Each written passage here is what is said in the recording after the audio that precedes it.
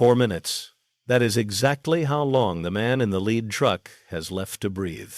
The 19th of June, 2009. A blacked-out stretch of desert wasteland just beyond the city limits of Ciudad Juárez, Mexico.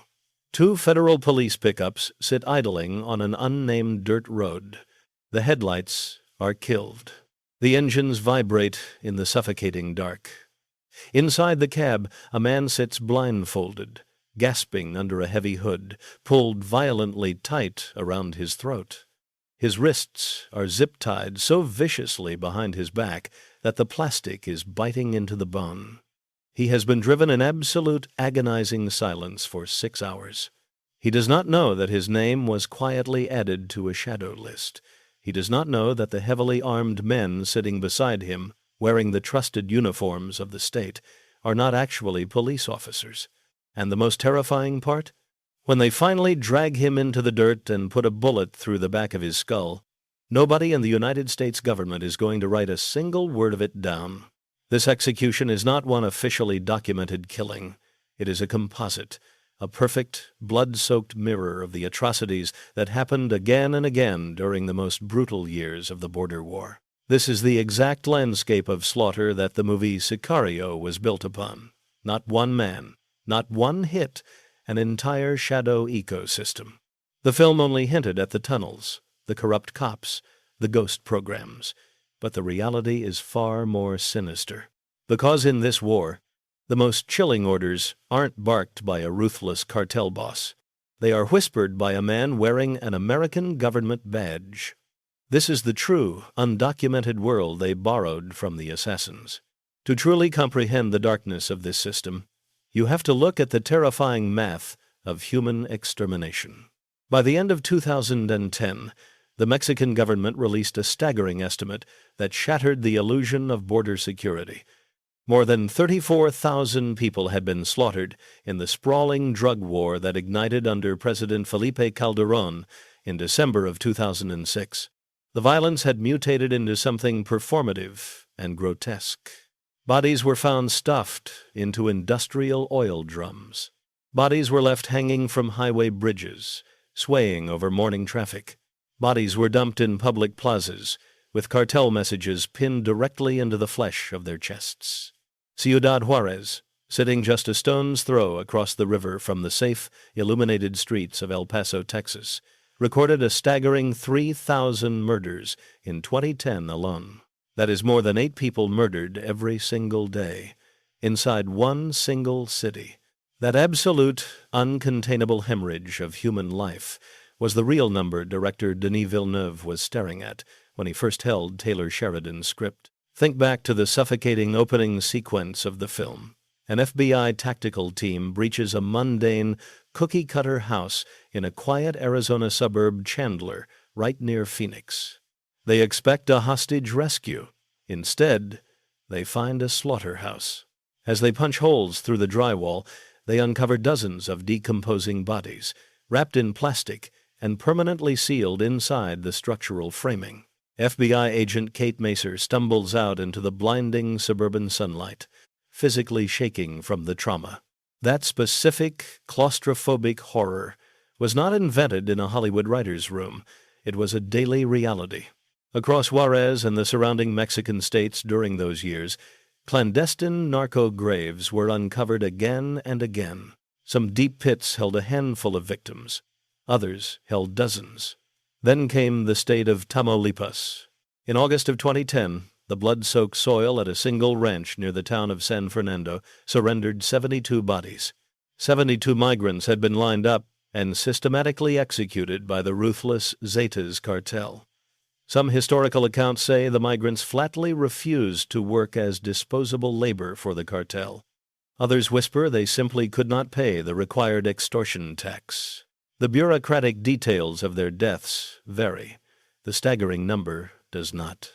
This is the visceral, sensory reality the film was pulled from a fractured world where mass graves were casually counted in the dozens, and local newspapers literally ran out of ink and space on the front page to list the dead.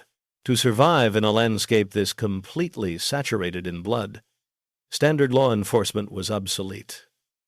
The only way to fight the devil was to deploy a ghost completely untethered from human morality. To build a ghost capable of hunting monsters, you must assemble the darkest pieces from the bloodiest corners of history. The character everyone remembers from the film Alejandro Gillick, the quiet, soft-spoken assassin played by Benicio del Toro, is not a singular, fictional man. He is a terrifying Frankenstein's monster, a composite stitched together from at least 4 real archetypes of the border war. To understand the man, you have to dissect the word itself. In modern Mexico, Sicario simply means hitman, but the word is ancient, steeped in centuries of blood. It traces back to the Latin sicarius, meaning dagger man, derived from the sica, a short, deeply curved blade. In the 1st century, the sicarii were Jewish zealots operating in Roman Judea. They carried those curved blades concealed beneath heavy cloaks. They would slip silently through massive festival crowds, slide the steel between the ribs of a Roman collaborator, and vanish completely into the mob before the victim's body ever hit the cobblestones. This was decades before Jerusalem fell in 70 AD. 2,000 years later, that same word traveled across oceans. It moved through Spain, bled into Colombia, and finally landed in the mouths of teenage killers in Medellin working for Pablo Escobar. By the 1990s, Sicario was the standard Colombian street term for a paid assassin. They were usually young, usually poor, and completely disposable. When the Mexican cartels eventually absorbed Colombian trafficking methods, they absorbed the vocabulary, too. Today, in the violent streets of Juárez, Tijuana, and Culiacán, a sicario can be a hardened ex-soldier or a 15-year-old kid with a burner phone and a cheap pistol. Always cheap, always replaceable. But Alejandro is not cheap. He is built from 4 distinct, real-world threads. Start with the Colombians. In the 1980s, Escobar's Medellin cartel completely industrialized assassination. He recruited children from the hillside slums, kids aged 12 to 20, handing them motorcycles, pistols, and a lucrative bounty system. He paid reportedly thousands of dollars for a dead police officer and far more for a judge. His most infamous sicario was Jean Jairo Velasquez, universally known as Popeye. Popeye claimed to have personally killed around 300 people and coordinated the brutal deaths of roughly 3,000 more. He even murdered his own girlfriend on Escobar's direct order. Popeye served about 23 years in prison, walked out a free man in 2014, bizarrely reinvented himself as a YouTube celebrity, and finally died of cancer in 2020. That is the first thread of Alejandro's DNA, the cold professional who lost his humanity and just kept killing. The second thread is the military enforcer. In the late 1990s, highly trained deserters from the Mexican Army's elite Special Forces unit, the GAFI, walked away from their posts. They were instantly hired by Gulf Cartel boss Osiel Cardenas Guillen to serve as his private bodyguards. They became Los Zetas. These were not desperate street kids. They were lethal operators trained in counterinsurgency. Some of them explicitly instructed at the U.S. Military School of the Americas at Fort Benning, Georgia. They knew exactly how to dynamically breach a building, how to extract intelligence through torture, and how to make a human being permanently disappear. When they splintered from the Gulf Cartel around 2010 to form their own terrifying organization, they set the modern gold standard for cartel brutality. The headings captured on video, indiscriminate massacres, the mass graves in San Fernando. When you watch Alejandro move on screen, quiet, endlessly patient, without a single wasted physical motion, you are watching a man with Zeta training. The third thread forms his emotional core, the revenge killer.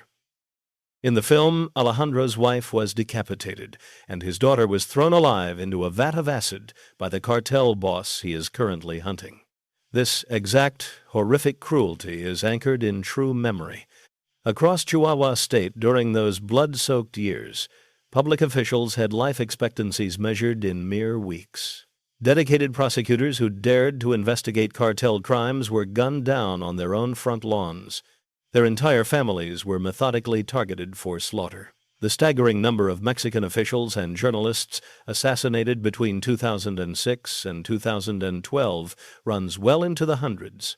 Taylor Sheridan built Alejandro's shattered backstory from the composite, unimaginable grief of those real families, drawing specifically on the archetype of a former Juárez prosecutor who lost his family to the cartels and later went to work for the Medellin cartel in Colombia. Alejandro represents the people who had lost absolutely everything, leaving them with absolutely nothing left to fear.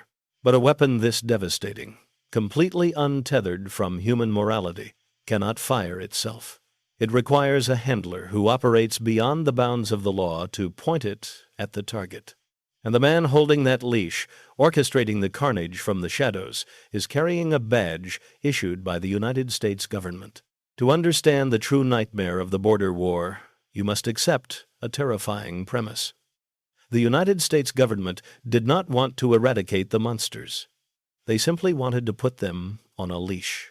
Enter the fourth thread of this brutal reality, the archetype handled most carefully of all, the American intelligence asset. In the film, Matt Graver is a CIA officer on a deeply classified special assignment, operating directly on Mexican soil. He is doing things no U.S. intelligence officer is legally authorized to do domestically.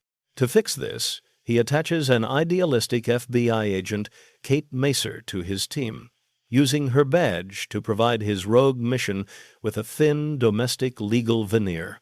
Because the CIA is strictly barred from running law enforcement operations inside the United States, an FBI agent's presence deliberately blurs that line. That legal gray zone is not cinematic fiction. It is the exact, shadowy workaround that has defined American intelligence agencies along the border for decades. Between 2008 and 2012, U.S. agencies routinely ran highly classified cross-border operations in direct cooperation with select Mexican federal units to extract high-value targets like the fictional Guillermo Diaz. The terrifying catch?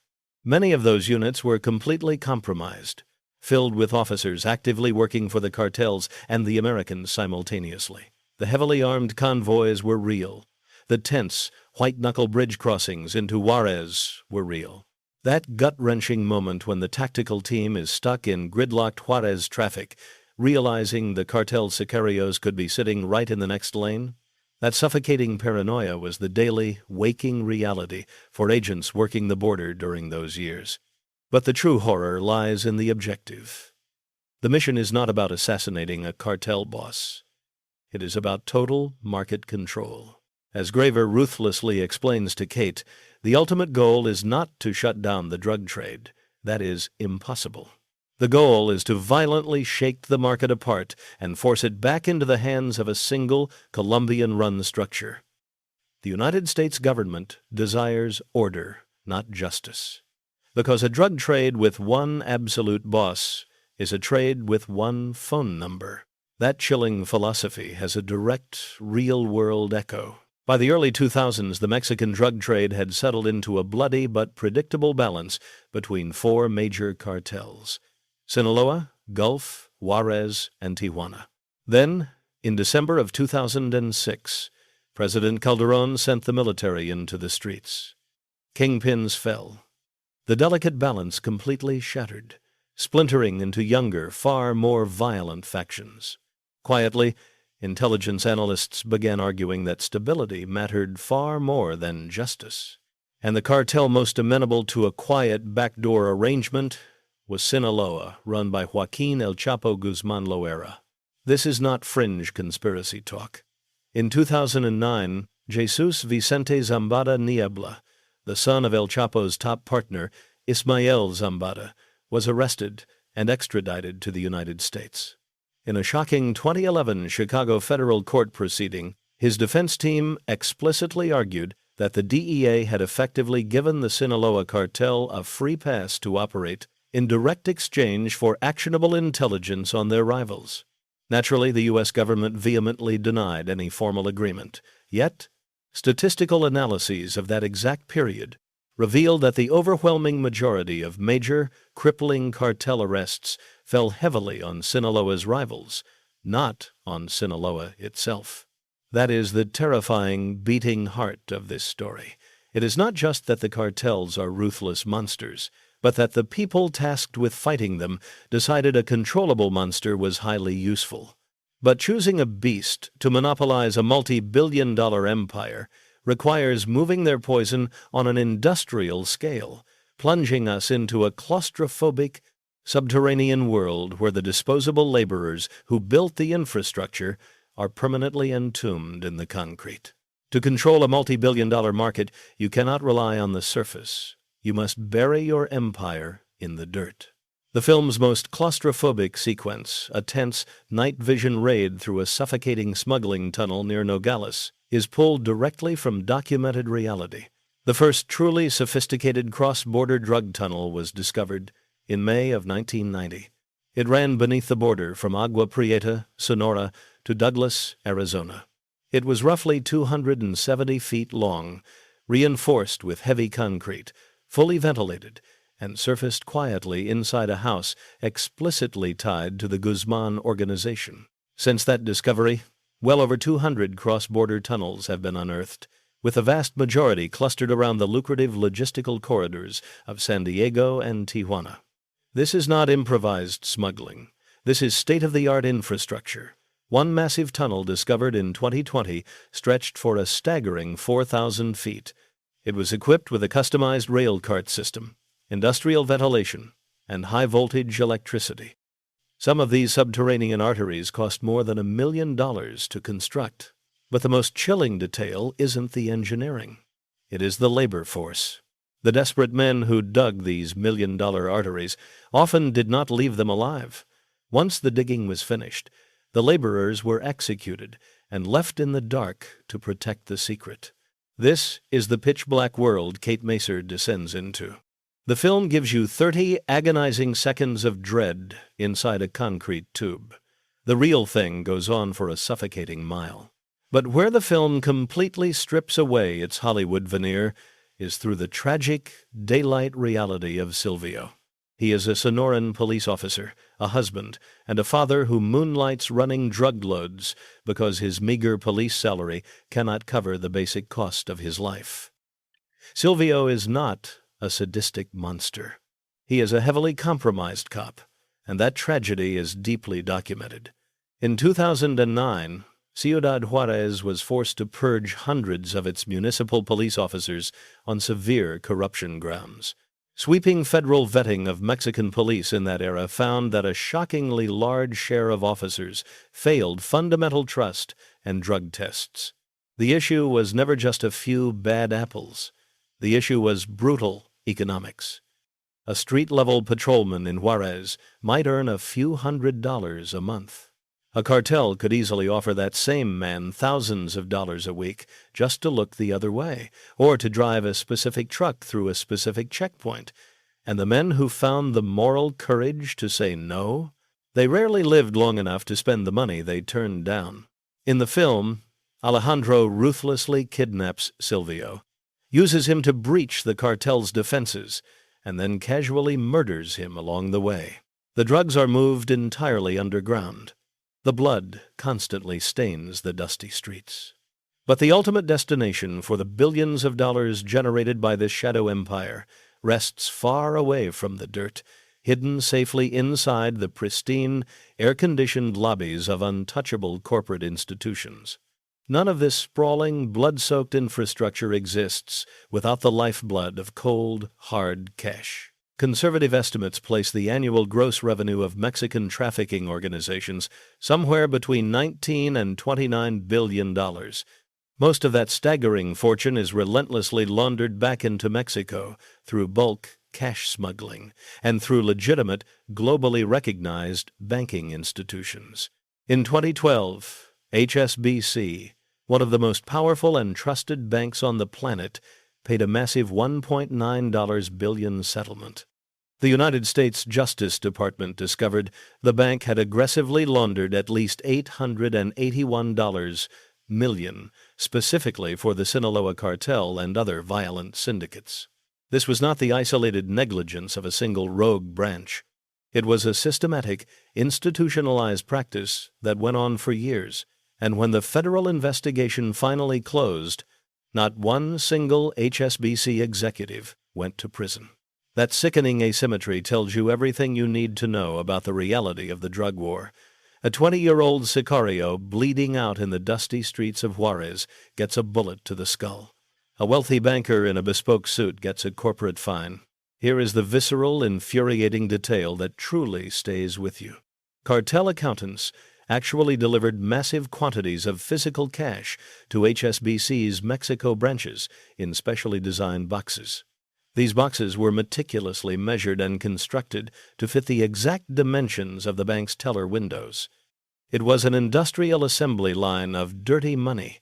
The tellers absolutely knew what they were touching.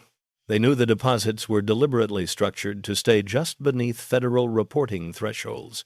The blood money was then instantly wired to obscure shell companies routed across the globe and reinvested until the cash came out entirely pristine. It passed through layer after endless layer, while someone in a quiet, air-conditioned office signed off at every single step. That is exactly why the CIA's Matt Graver is not really chasing the money. He is chasing the structure, because the structure is what makes the endless killing possible.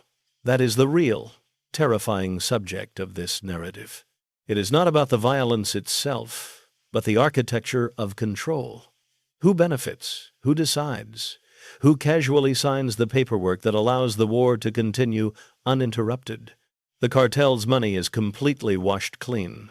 The corporate ledgers are perfectly balanced by men in boardrooms who will never have to smell the copper stench of a narco grave. But the heavy debt of this war is never actually forgiven, and it is always settled in flesh, leading directly to the coldest, most brutally intimate execution of the entire story. Because when a multi-billion-dollar shadow economy requires blood to balance its ledgers, the violence inevitably comes for the family. The climax of the film strips away all political pretense, ending with the coldest sequence of all. Alejandro walking into the private estate of Sonora cartel boss Fausto Alarcón, calmly executing his wife and 2 sons at the dinner table, and finally killing the kingpin himself. It is the unspoken, devastating end of a deeply personal war, and it echoes a sickening documented reality. Family targeting was the absolute standard in those years. When cartel kingpin Arturo Beltran Leyva was killed by Mexican Marines in December of 2009, the retaliation was ruthlessly immediate. A young sailor who had taken part in the raid was buried in his hometown. Within hours of the funeral, cartel gunmen stormed his mother's home and slaughtered his mother, his aunt, his sister, and his brother. None of them had anything to do with the drug war. They were exterminated simply for being related to a man in a uniform. The film refuses to sanitize this reality, culminating in FBI agent Kate Macer broken and forced at gunpoint to legally sign off on the slaughter. But the most haunting truth is saved for the final, lingering frame. A young boy plays soccer on a dusty Mexican field. Distant automatic gunfire suddenly cracks through the night air. The children freeze. A beat passes. Then the game simply resumes. Because in places like Juárez, Nuevo Laredo, and Reynosa, violence is no longer an interruption. It is the weather. The Mexican government estimates that more than 350,000 people have been murdered in cartel-related violence since 2006. Another 100,000 remain officially missing, disappeared, and buried in quiet fields that nobody has dug up yet.